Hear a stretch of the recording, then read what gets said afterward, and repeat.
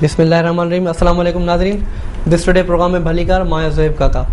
नाज़रीन, अॼु असां जे टॉपिक ते ॻाल्हाईंदो आहे फॉरेन एक्सचेंज ऐं उन खां अलावा असां गोल्ड ते बि ॻाल्हाईंदासीं, पेट्रोल ते बि ॻाल्हाईंदासीं। काफ़ी सारा इशूज़ आहिनि जेके हींअर पाकिस्तान में बर्निंग सिचुएशन ते आहिनि। इन वारे सां अॼु असां दावत ॾिनी आहे पंहिंजे ॿिनि गेस्ट खे, मोहम्मद इश्तियाक हुसैन साहब, उनखां अलावा साहिबज़ादा मंसूर अली साहब जेके चीफ बिज़नेस ऑफिसर आहिनि, ऐं इश्तियाक साहब गोल्ड एनालिस्ट बि आहिनि। उनखां अलावा फॉरेन एक्सचेंज जा बि काफ़ी सुठा माहिर आहिनि। सभ खां पहिरियों असां हलंदासीं साहिबज़ादा मंसूर अली साहब जी तरफ़ ऐं उनखां पुछंदासीं NCL के हवाले से questions. Welcome to the show sir. Thank you sir, सबसे पहला क्वेश्चन यही होगा कि आप हमें ये बताएं कि नेशनल कमोडिटी एक्सचेंज लिमिटेड किस तरह से वर्क करती है, उसका मैकेनिज्म क्या है? नेशनल कमोडिटी एक्सचेंज पाकिस्तान का पहला और वाहिद कमोडिटीज़ की ट्रेडिंग का इदारा है। ज़्यादातर आपके व्यूअर्स जो हैं वो स्टॉक एक्सचेंज से वाकिफ़ होंगे कि स्टॉक एक्सचेंजेस में कंपनियों के शेयर्स की ट्रेडिंग होती है, स्टॉक की ट्रेडिंग। इसी तरह कमोडिटी एक्सचेंज एक एक्सचेंज है, लेकिन वहाँ कंपनीज की शेयर्स की ट्रेडिंग के बजाय कमोडिटीज़ की ट्रेडिंग होती है। तो जिस तरह आप किसी स्टॉक ब्रोकर के ज़रिए किसी OGDC का शेयर ख़रीदते या बेचते हैं, उसी तरह कमोडिटी एक्सचेंज के ब्रोकर के साथ के थ्रू उसके ज़रिए से आप जो कमोडिटीज़ वहाँ ट्रेड कर रही हो वो आप ख़रीद और बेच सकते हैं, उसकी ट्रेडिंग कर सकते हैं। गोल्ड है या सिल्वर या जो भी कमोडिटीज़ लिस्टेड है। तो ये कॉन्सेप्ट है काफ़ी हद तक सेम है स्टॉक एक्सचेंज से, लेकिन उसके बाद उसकी कुछ ख़ास चीज़ें भी हैं जो मुख्तलिफ हैं स्टॉक एक्सचेंज से। लेकिन आसान लफ्ज़ों में जिस तरह स्टॉक ट्रेडिंग की जाती है एक्सचेंज पे, कमोडिटी एक्सचेंज हर किस्म की कमोडिटीज़ की ट्रेडिंग का एक प्लेटफॉर्म है और एक इदारा है। अच्छा, गोल्ड और सिल्वर के अलावा अगर किसी चीज़ के नाम उठाने चाहें कमोडिटी एक्सचेंज, तो किस चीज़ के नाम? इस वक्त कमोडिटी एक्सचेंज पे 5 कमोडिटीज़ जो है वो ट्रेड हो रही हैं। उसमें है गोल्ड, सिल्वर, क्रूड ऑयल, ठीक है, चावल, इरी 6 चावल और पाम ऑयल। ये इस वक्त ट्रेडिंग के लिए अवेलेबल हैं। उसके अलावा जो हमारा रेगुलेटर है SECP, उसके पास चीनी का जो फ्यूचर्स कॉन्ट्रैक्ट है वो ट्रेडिंग अप्रूवल के लिए है। कॉटन का इंटरनेशनल कॉटन का कॉन्ट्रैक्ट है।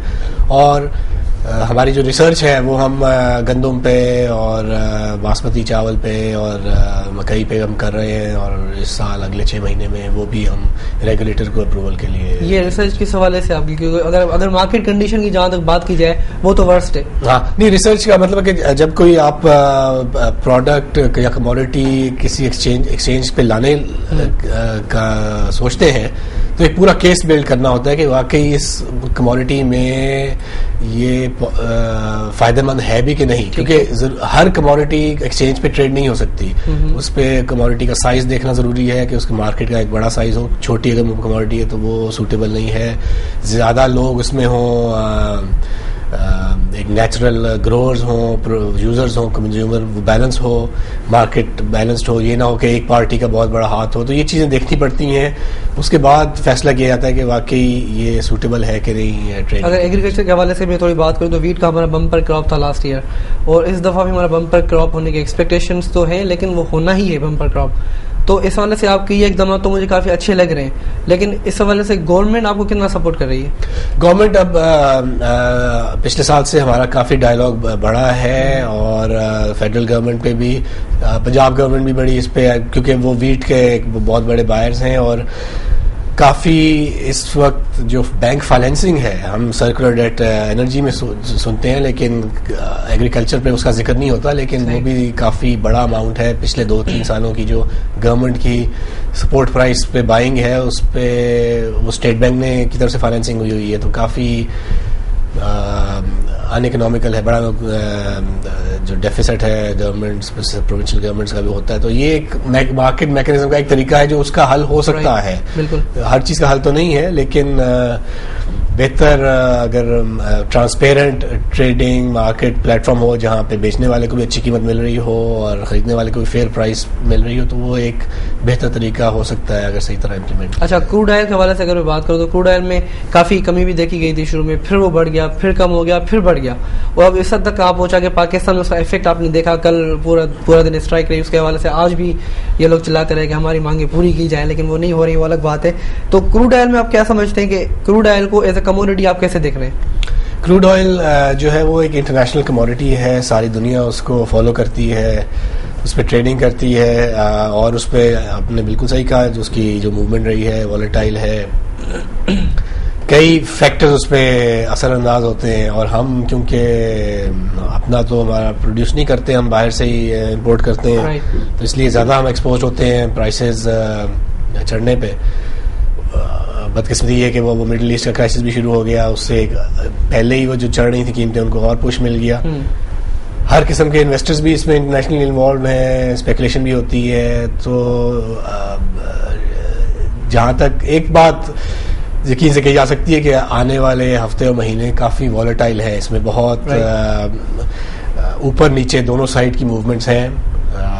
ट्रेंड भी ऊपर है, लेकिन ये नहीं कि वो सीधी ऊपर चढ़ती हैं कीमतें। इस हवाले से मैंने एक रिपोर्ट पढ़ी थी, वो मैं आपसे ज़रा शेयर कर लूँ कि ग्लोबल ऑयल प्राइसेस का जो क्राइसिस रहेगा 2011 या ऑनवर्ड्स, उसमें आपकी कीमतें नीचे नहीं आनी, क्रूड ऑयल की या पेट्रोलियम मसनूआत जितनी भी उनकी कीमतें नीचे नहीं आनी, वो बढ़ती ही रहेंगी वो।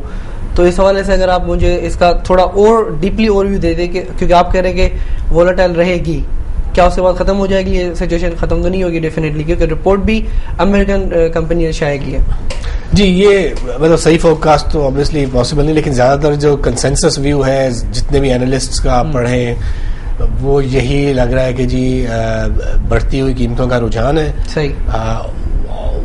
मतलब उतार चढ़ाव ये है कि जी बीच में एक हफ्ते से दूसरे हफ्ते कमी बेशी हो सकती है, लेकिन अगर आप महीनों का ट्रेंड लें तो वो बढ़ती हुई कीमतों का ही रुझान नजर आता है। कई फैक्टर्स हैं, ये इमर्जिंग इकोनॉमीज फिर अच्छा कर रही हैं। लगता है अमेरिका का भी वो जो पिछले 1-2 साल का जो रिसेशन था, वो भी इकोनॉमी उस लो लेवल से ऊपर आ गई है, वहाँ भी डिमांड है। फिर ये जियोपॉलिटिकल बहुत बड़ा आंसर है। मिडिल ईस्ट की जो सूरत हाल अभी तक वो सेटल नहीं हुई, नई डेवलपिंग सिचुएशन है, वो भी बड़ा इस पर असरअंदाज करता है। अच्छा, कमोडिटीज में अगर गोल्ड को और सिल्वर को अगर मैं फोकस करूँ, गोल्ड तो एवरग्रीन होता है, ठीक है, और लेकिन इस वक्त जो सिल्वर की प्राइसेस चल रही है, इस वक्त सबको ज़्यादा पता होगा क्योंकि ये काफ़ी एनालिसिस करते रहते हैं गोल्ड और सिल्वर के हवाले से। तो सिल्वर इस दफ़ा कुछ बेहतर जा रहा है गोल्ड से, लेकिन गोल्ड फिर से ऊपर जा रहा है। इन दोनों को अगर कंपैरिजन की जाए तो जी कुछ हद तक तो दोनों कुछ फैक्टर्स हैं जो दोनों को एक जैसा ही मुतासर करते हैं। मेटल्स, प्रेशियस मेटल्स की, डॉलर की, अगर डॉलर सस्ता हो तो वो कीमतें बढ़ती हैं इनकी। आप सही कह रहे हैं, पिछले साल गोल्ड ने ज़्यादा तेज़ी ली, अब सिल्वर लग रहा है कि वो कैचअप कर रहा है। लेकिन लॉन्ग टर्म देखा जाए सिल्वर का इंडस्ट्रियल यूज़ बहुत है और दुनिया में सिल्वर की मिकदार गोल्ड के मुकाबले में कम है। ठीक है, तो एक वो वजह बताई जाती है, एनालिस्ट यूज़ करते हैं कि जी अगर इस तरह देखा जाए तो सिल्वर को ज़्यादा बढ़ना चाहिए गोल्ड के मुकाबले में। हो सकता है वो भी एक फैक्टर आ रहा हो। इंडस्ट्रियल यूजेज ज़्यादा है गोल्ड का, अगर ग्लोबल इंडस्ट्रियल डिमांड बढ़ रही है मुल्कों में तो वो उसकी भी खपत। इस पर इश्तियाक साहब, मैं आपका कमेंट का मुंतज़िर हूँ कि आप गोल्ड पर और सिल्वर पे कमेंट कीजिए ज़रा। सिल्वर में इस वक्त रेट ऑफ रिटर्न ज़्यादा मिल रहा है। सिल्वर का सबसे मेन फैक्टर ये है कि गोल्ड के बड़ी इंडस्ट्रीज हैं जो प्रोड्यूस कर रही हैं। ठीक है। और प्रोडक्शन अभी जो रिसेंटली कल की जो न्यूज़ आ रही थी, एंग्लो ने भी 5000 मेट्रिक टन तक प्रोडक्शन जो है उसका फैसला किया हुआ है। 2012-2013 तक प्रोडक्शन बढ़ा रहे हैं, तो इसलिए गोल्ड में वो चार्म नहीं है। सिल्वर की जहां तक बात है, सिल्वर पर 6 फैमिलीज का होल्ड है। ठीक, वो कोई इंडस्ट्री नहीं है, वो एक फैमिली इंडस्ट्री है। जब 6 खानदानों का एक होल्ड है तो सिल्वर की डिमांड ज्यादा है। सिल्वर को अगर आप देख रहे हैं, साथ कॉपर को भी देखें, दुनिया के कॉपर का 50 to 60% यूज सिर्फ चाइना में है। उसके कंपेयर में जाके कहीं ना कहीं, क्योंकि सबसे बड़ा यूज इस वक्त सिल्वर और कॉपर है। गोल्ड होल्ड कर गया, गोल्ड ने जितना ऊपर जाना था गया। टेक्निकली अगर आज देखें तो आज 1424 की रेंज के अंदर अंदर मूव करना चाहिए। 1420 तो अभी आपके पास में आया हूं तो एक मैसेज आया था कि गोल्ड 1420 पर कोट हो रहा है, तो ये है। लेकिन इसके अलावा मैं जरा सिल्वर से हटकर थोड़ा बात करना चाहूंगा क्रूड ऑयल के बारे में। सही, हमारे पास तेल की कीमतें बढ़ती हैं। मंथ एंड पर की क्रूड की प्राइस ये आ गई थी और उसके बाद तेल की कीमतें बढ़ गई। जब नेशनल कमोडिटी एक्सचेंज में आपको क्रूड ऑयल की ट्रेडिंग अलाउ है, तो जो ऑयल मार्केटिंग कंपनीज हैं यहाँ पाकिस्तान में, वो नेशनल कमोडिटी एक्सचेंज में लोएस्ट प्राइस के ऊपर हेज क्यों नहीं करते? ठीक, जब आपको एक हेज की फैसिलिटी मिल रही है, इस साइड पर कभी किसी ने गौर नहीं किया। ये कंपनीज हैं, अगर वहां हेज कर रही है, वहां के बजाय यहाँ पर हेज करें तो आपके क्रूड की प्राइस जो है वो आपको वो रेंज नहीं मिलेगी। हमारा अलमिया ये है कि हम टॉप रेट जब आते हैं तो उस रेट पर हमारी कंपनीज जितनी यहाँ पर हैं वो बाइंग शो करती हैं। उसके बाद मार्केट नीचे गिर भी जाती है तो हमने यहाँ बाइंग की है, तो उसको हेज करते हुए अगर चलेंगे तो कभी प्रॉब्लम नहीं होगी। सर क्यों नहीं हेज करते, आप बताएं। जी एंड स्केल में इसका इन्वॉल्वमेंट आ गई। जी बिल्कुल, पिछले साल ये शुरू हुआ कॉन्ट्रैक्ट हमारे पास, उस पर हम एक्टिवली मार्केट कर रहे हैं और ऑयल कंपनी से भी बात कर रहे हैं। लेकिन जो इस वक्त फॉर्मूला है, ऑयल कंपनीज को इतनी तकलीफ नहीं है, तकलीफ एंड कंज्यूमर को है, यूजर है, ट्रांसपोर्ट सेक्टर जिस तरह है, एयरलाइंस हो गई। तो आई थिंक ज्यादा उनको जरूरत है, क्योंकि सारा बोझ जो है वो एंड कंज्यूमर में पड़ता है। तो आई थिंक उन लोगों को ज्यादा तकलीफ भी है और वो इसको हेजिंग के तौर पे ज्यादा इसको देखना चाहिए। जो भी नई चीज होती है इंडिविजुअल्स के लिए ज्यादा आसानी होती है उसको क्विक जल्दी अडॉप्ट करना। कंपनीज का एक प्रोसेस होता है, फॉरेन वो नई मार्केट में नहीं कूद सकते, उनका कुछ महीने या कई दफा साल लग जाते हैं, उनका इंटरनल जो प्रोसेस होता है, बोर्ड अप्रूवल। तो आई थिंक उस स्टेज पे है। इस साल 2011 में ये एक्सपेक्टिंग कि ज्यादा इंस्टीट्यूशनल पार्टिसिपेशन आएगी, लेकिन इंस्टीट्यूशनल पार्टिसिपेशन जैसे मैंने कहा हमेशा बाद में आती है। उससे पहले रिटेल और इंडिविजुअल लोग जो है वो ज्यादा क्विक जल्दी से फैसला कर सकते हैं और वो इसको देखें इस मार्केट को। कमोडिटी एक्सचेंज के जो ब्रोकर्स हैं उनसे रब्ता करें, उनकी रिसर्च, उनसे राय लें, गाइडेंस लें और वो अपना फैसला उस पर। अच्छा, इश्तियाक साहब अगर देखा जाए तो जो वर्ल्ड इकोनॉमीज है, अमेरिका, चाइना, उसके बाद फिर इंडिया भी आता है, जापान भी आती है, तो इनके जो रिजर्व थे वो डॉलर में थे। डॉलर के ऊपर रिलाय करने के बाद इनकी इकोनॉमीज को जितना लॉस हुआ वो तो आपको पता है, क्योंकि डॉलर की प्राइसेस अप होती तो इनके पास डेफिनेटली उसका इफेक्ट पड़ता था। चाइना और इंडिया ने अब आजकल सबसे ज्यादा बोरिंग जो सॉरी टू से बोरिंग जो ज्यादा खरीद कर रहे हैं वो इंडिया और चाइना है गोल्ड को खरीद करने में। गोल्ड को जो जितना वो खरीद कर रहे हैं वो मतलब अपने रिजर्व गोल्ड में लाना चाहते हैं। पहली बात तो ये, अगर वो इतना खरीद कर रहे हैं तो लॉन्ग टर्म में अगर देखा जाए तो गोल्ड की प्राइस ऊपर जाएंगी और जो हमारा सिल्वर है वो शॉर्ट टर्म के लिए। क्या मैं सही हूँ इस बात पे? सिल्वर भी आप लॉन्ग टर्म के लिए कहें, सबसे बड़ी बाइंग होती है कंज्यूमर बाइंग। कंज्यूमर बाइंग बहुत ज्यादा है अभी भी। ठीक है, वो वक्त गया जब 15 तोले, 20 तोले और 50 तोले के जेवर शादियों में बनते थे, लेकिन अभी भी 2-4 तोले के तो बनते ही हैं। ठीक, उस हिसाब से देखें तो बाइंग ज्यादा है। चाइना की जहां तक बात कर रहे हैं, चाइना 2008-2009 से China continue US real estate से इसने अपनी इन्वेस्टमेंट निकाली और गोल्ड में कन्वर्ट की। बिल्कुल, और गोल्ड में कन्वर्ट करता रहा। लेकिन चाइना से पहले यह काम जापान ने किया था। जापान ने यूएस ट्रेजरी से अपनी इन्वेस्टमेंट का 33% जो है फौरी तौर पर लिक्विडेट किया और वहां से निकालकर जापान भी गोल्ड में इन्वेस्टमेंट कर गया। इंडस्ट्रियल मामला की वजह से देखें थोड़ा सिल्वर को फर्क पड़ा था, खासतौर पर जो आपके पास अल्ट्रासाउंड टेक्नोलॉजी जब से आई है तो ये एक्सरे का तकरीबन 10% रह गया, फिल्म रोल खत्म हो गए। लेकिन फिर भी फार्मास्यूटिकल साइड पर अभी भी बहुत ज्यादा जरूरत है सिल्वर की। सही। तो इंडस्ट्रियल जोन में सिल्वर की जिस तरह डिमांड है उस हिसाब से सिल्वर की प्राइसेस आपको बहुत ज्यादा ऊपर मिलती हैं। गोल्ड है, फ्लक्चुएट करता हुआ जाएगा।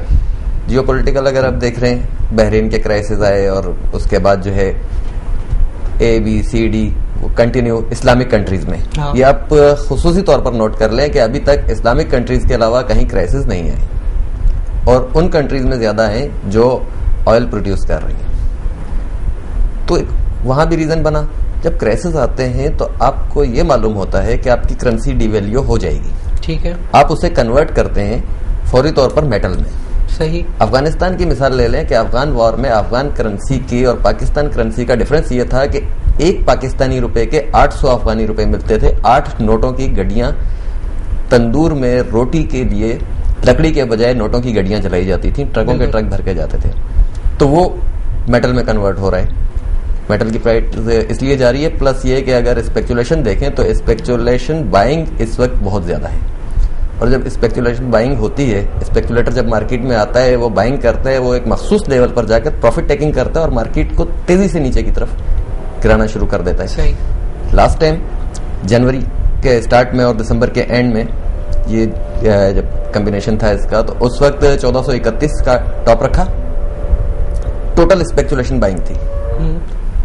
उस बाइंग के फौरन बाद जब स्पेकुलेटर ने प्रॉफिट टेकिंग की तो अपने कुछ दिनों में 1306 भी देख लिया, $125 डायरेक्ट आपने नीचे भी देखा। तो इस वक्त स्पेकुलेशन बहुत ज्यादा है। सही। रियल में इस वक्त कोई फंडामेंटल नहीं चल रहे, कोई टेक्निकल मार्केट में नहीं है, सिर्फ रूमर्स हैं और रूमर्स पर मार्केट की मूवमेंट हो रही है। क्रूड ऑयल की प्राइस अप जा रही है। मेन रीजन तो आ गया था आपका लीबिया का। लीबिया की 50% प्रोडक्शन बंद हो चुकी है। ठीक है। सिर्फ 50% रह गई है। वो वहां से जिस वक्त सऊदिया ने अनाउंस किया कि ये कवर सऊदिया दे देगा, तो आपने देखा कि 103.45 से मार्केट ने दोबारा डिक्लाइन लिया और 95 की रेंज में आ गई। $8 सेम डे में। Very true. अगर आप 4 दिन 6 दिन की बात करते तो वो ये होता है कि मार्केट स्मूथ हो गई। दूसरा ये कि मार्केट में अब जान इसलिए नहीं कि एक कंडीशन होती है, कंटिन्यू ये कंडीशन चल रही है 4 दिन 6 दिन 8 दिन 10 दिन बाद सब हैबिचुअल हो जाते हैं। ये पार्ट ऑफ लाइफ हो गया। अब इसके बाद अब मजीद कुछ नहीं होना। लेकिन यहाँ थोड़ी सी कंडीशन चेंज हो रही है। एक कंट्री का खत्म होता है, दूसरा वो खत्म होता है। त्यूनस हो गया, त्यूनस खत्म हुआ तो आपका मस्कत ओमान शुरू हो गया, मस्कत ओमान खत्म होगा तो अक्सर लोग तो कह रहे हैं कि पाकिस्तान के ऊपर नजरें, लेकिन जो पॉसिबल नहीं है। अच्छा, इस बात का आपकी नॉलेज होगी शायद कि हमारे प्रेसिडेंट जरदारी साहब गए थे कुवैत, क्रूड ऑयल के सिलसिले में भी उन्होंने वहाँ पे बात की है। अगर वहाँ से क्रूड ऑयल का प्रॉब्लम सॉल्व हो जाता है तो क्या क्रूड ऑयल की प्राइसेस में पाकिस्तान में एटलीस्ट कमी आ सकेगी, या तो दूसरा तरीका सब्सिडी देने का है? देखिए, सब्सिडी किसको दे रहे हैं? सब्सिडी दे किसे रहे हैं? क्रूड की प्राइस पर बात बड़ी की जाती है कि तेल की कीमतें कम की जाएं और ये किया जाए। जब पूरी दुनिया में तेल की कीमतें बढ़ रही हैं, आप सब्सिडी दे रहे हैं, आप क्या आवाम को सब्सिडी दे रहे हैं? आपसे तो वो जो मार्केटिंग कंपनीज हैं, सब्सिडी की मद में तो सबसे ज्यादा पैसा वो लेकर जा रही हैं। इट मीन कि आप उनको अपने पास से पैसा दे रहे हैं। बात तो वही है, आप कान लेफ्ट से पकड़े या राइट से पकड़े। तो जो तेल की कीमतें हैं वो बढ़ रही हैं, वो तो बढ़ती रहेंगी। पॉसिबल नहीं है कि कम हो। अगर कम भी होना है तो दूसरे एंड से आपके ऊपर टैक्स लगना है। इसका हल है आप एनर्जी को लिमिटेड यूज करें। हमारे पास टेक्नोलॉजी है, यूज नहीं होता। घरों में बिजली आप देख लें, लोड शेडिंग का सबसे मेन रीजन क्या आ रहा है? हमारे पास लग्जरीज को ओपन रख देते हैं। सीएनजी सबसे मैं अलमिया कहूंगा, और अगर मैं इसे जेविश पॉलिसी का हिस्सा कहूं कि आपके पास गैस के 50 साल जखायर को 5 साल में खत्म करने का जो मंसूबा बनाया गया, सीएनजी गाड़ियां, इंडस्ट्री में सीएनजी का इस्तेमाल वो किया। आज आपकी कंडीशन ये है कि आपके पास 5 साल के भी रिजर्व नहीं है गैस के। सही। तो आपको तो वहां पे खत्म किया जा रहा है। जब एक मरतबा सीएनजी आ गई, पेट्रोल डीजल की कीमतें फिर बढ़ा दी। तो वो है, ये तो फिर दोनों तरफ से कमाना हुआ ना। सीएनजी में भी कमा रहे हैं, पेट्रोल में भी कमा रहे हैं, क्रूड में भी कमा रहे हैं। अगर आपको बिजली का करना है, आपके पास एटॉमिक पावर प्लांट है, आप एक्टिव करें, उस पर करें, आपके पास तमाम लोड शेडिंग खत्म होती है। लेकिन 90% अगर मुखलिस होंगे और उसमें 10% मफाद परस्त होंगे तो आप कभी कामयाब नहीं हो सकते। कल की स्ट्राइक की आप मिसाल ले लें। कल स्ट्राइक का मकसद क्या था? मैं जरा थोड़ा सा अपने गोल्ड के टॉपिक से हट के जरा वो जली हुई बात निकलती है। सही। कि सुबह से शाम तक आपने तमाम पंप्स बंद रखे कमीशन का करके कि हमारा कमीशन बढ़ाओ। रीजन क्या थी? आपके पास रिजर्व पड़ा रहे, रात 12 बजे के बाद 8 रुपए 10 रुपए रेट बढ़ेंगे। बिल्कुल। और ये हमारा रिजर्व है, हम इस पे कमा लेंगे। वो तो यहाँ से कमा लिया, वो कमा लिया गया। तो इस तरह की चीजें चल रही होती हैं। बहरहाल अपने टॉपिक पर आ जाते हैं, कमोडिटीज में एक अगर मैं फॉरेन एक्सचेंज की बात करना चाहूँ, क्योंकि मैं डिनाई नहीं करता कि फॉरेन एक्सचेंज कोई जो वो फायदेमंद नहीं है। बहुत ज्यादा फायदेमंद भी रहा है फॉरेन एक्सचेंज में इन्वेस्टमेंट करना, डॉलर में, यूरो में, आजी में, ऑस्ट्रेलियन डॉलर को जो भी हो गया, तो काफी फायदेमंद रहा है। लेकिन पाकिस्तान में वो अलाउ क्यों नहीं है? तो काइंडली मुझे आप इसका आंसर दें। पाकिस्तान में वो अलाउ क्यों नहीं है, जबकि आप क्रूड ऑयल को एज ए कमोडिटी तो यहाँ ट्रेड कर रहे हैं, क्योंकि वो भी बाहर का है, वो यहाँ का तो नहीं है डेफिनेटली। तो बाहर के डॉलर को अलाउ क्यों नहीं कर रहे आप? करेंसी ट्रेडिंग की बात कर रहे हैं जी। करेंसी ट्रेडिंग की एक्चुअली SECP के पास प्रपोजल पड़ी हुई है हमारी, तो वो प्रोसेस डिजाइन का और रेगुलेटर के पास पहुंच गई है। अब वो अपना थोड़ा बहुत जो उन्होंने टाइम लेना होता है वो उसको व्यू कर रहे हैं। तो प्रोसेस में ही है। आप देखें जब रेगुलेटर प्रोसेस में होना और वो सारी चीजें ऑलरेडी मार्केट में इम्प्लीमेंटेड हैं कब से, जब से ये फॉरेक्स वाले यहाँ पे इंट्रोड्यूस हुए हैं तब से तो ऐसा कोई एक्शन नहीं लिया गया वो, लेकिन इसके यहाँ पे ना करने की वजह क्या है? एक तो एक्सचेंज जो है सिर्फ 3 साल पहले शुरू हुआ, तो एक्सचेंज का कायम होना पहले ज़रूरी था। कायम होता जैसे भी नया इदारा होता है वो पहले दिन से तो एस्टेब्लिश नहीं होता, कुछ टाइम लगा। तो एक्सचेंज कमोडिटी एक्सचेंज को भी पहले 1.5-2 साल लगे हैं अपने आप को एस्टेब्लिश करने में। सही। अब जब एस्टेब्लिश हो गया, गोल्ड, क्रूड ऑयल, सिल्वर की ट्रेडिंग काफ़ी तक कामयाब हो गई है, तो पिछले साल ये करेंसीज का भी प्रपोजल एससीसीपी को दिया गया जो व्यू कर रहे हैं। अब क्योंकि ज़रा मुख्तलिफ नई प्रोडक्ट है, थोड़ा सा वो रेगुलेटर भी टाइम लेता है, कोशिश हम कर रहे हैं, हर महीने उनके साथ डायलॉग है। लेकिन कुछ कंपनीज ऐसी हैं जो कमोडिटी के नाम पे फॉरेक्स का काम कर रही है, तो उनके हवाले से एनसीएल क्या कर रही है? जी, ये उसी से पास एक बात का हिस्सा है कि जी और एससीसीपी के साथ जो हमारा केस है उसको हम इसी तरह, ये वजह भी हम इस्तेमाल करते हैं कि आप इसको एक्सचेंज पे लाएं और फिर आप उनको जो अनरेगुलेटेड एक है ग्रे एरिया है उसको फिर बंद करें। और बीच में कंपनीज की लिस्ट भी जारी की थी कि इनको बंद कर दिया जाए, बाद में बंद भी हो गई, कुछ फिर से खुल गई नए नामों से, तो ये क्या चक्कर था? तो वो एक वजह तो ये थी ना कि उन जो चीजें वो लोगों को ट्रेड करवा रहे थे वो कहीं और अवेलेबल भी नहीं थी।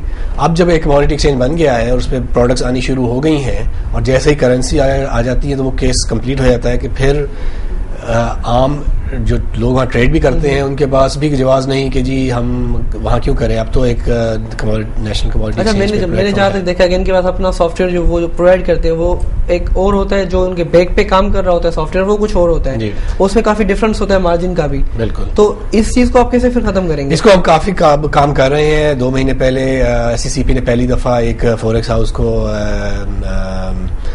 10 मिलियन रुपए का फाइन किया था रहीम यार खान से। इसी तरह एक और फॉरेक्स हाउस लाहौर में था और अब ये काम काफी बढ़ रहा है और हमारा भी इसमें इंटरेस्ट है। हम और एससीसीपी के साथ मिलके इन हाउसेज की इन्वेस्टिगेशन और जहाँ पे ये काम हो रहा है उनको नोटिस जारी। अच्छा, इस प्रोजेक्ट के अप्रूवल होने के बाद ये सारे रजिस्टर्ड हो जाएंगे आपके पास? जो काम कर हमारी उनको हमारी ये भी कोशिश है कि एक ये वो स्टिक एंड कैरेट है, डंडा भी है और उनको इंसेंटिव भी है कि आप बेशक आपका तो एक्सपर्टीज है काम करें, आप अपने आप को ये अब लीगलाइज करें। सही। ये एक 3 साल पहले ये इदारा नहीं था, अब है।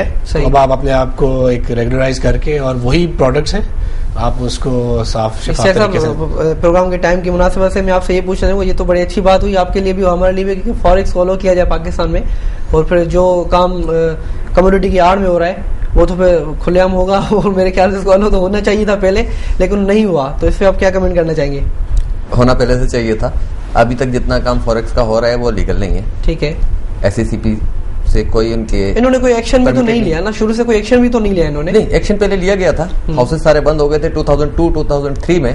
तमाम हाउसेस पर बैन लग गया था और सब के सब वाइंड अप कर गए थे। सही। लेकिन उसके बाद अब गुज़श्ता 2 साल से कुछ छोटे छोटे हाउसेस आ रहे हैं, काम कर रहे हैं। हाउसेस तो नहीं, इलीगल जो कर रहे हैं कि इधर बात की उधर बात की, इधर बंदे को किया कि यहाँ इतना प्रॉफिट है, बड़ा सुहाने ख्वाब दिखाए जाते हैं। सही। और फॉरेक्स मार्केट के बारे में तो ये कहा जाता है कि यहाँ सिर्फ ख्वाब बेचे जाते हैं। नहीं, चले हम उम्मीद तो यही करेंगे कि अगर फॉरेक्स को इजाजत दी जाए, यहाँ पे काम करने की, करेंसी ट्रेडिंग की इजाजत दी जाए, तो फिर ये सुहाने ख्वाब वाकई सुहाने ख्वाब हो जाए। लेकिन कमोडिटी में अगर होगा तो वहां आपका पैसा डूबता नहीं है। 10 सेकेंड्स में इसको वाइंड अप करें।